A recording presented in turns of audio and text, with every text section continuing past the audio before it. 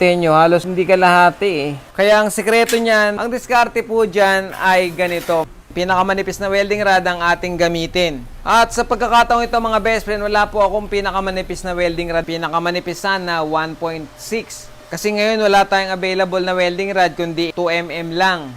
So, ibababa natin ito mga best friend sa pinakamababang amperes na pwede tong sumindi. Kasi po, ito ay doble ng kapal dito sa ating yero. 0.8mm, walang 1. Ito kasing rod natin ay 2mm. Tingnan nyo, halos hindi kalahati eh. Kaya ang sikreto niyan ay ilagay natin sa pinakamababang amperes na mag-i-spark pa rin ang ating welding rod. Ang sikreto po dyan mga best friend, kumuha po kayo ng inyong painitan. Ano yung painitan? Kumuha po kayo ng inyong ispatan. Ito po, painitan. Kasi may hinihinging taas ng amperes ang bawat kapal ng welding rod. Pag bumaba ka ron, sa malamang hindi siya mag-i-spark ng dire-diretso. Didikit-dikit siya. Yan, isa sa mga ibig sabihin kung bakit dikit ng dikit ang iyong welding rod sa bakal mo kasi kulang sa taas ng amperes, okay?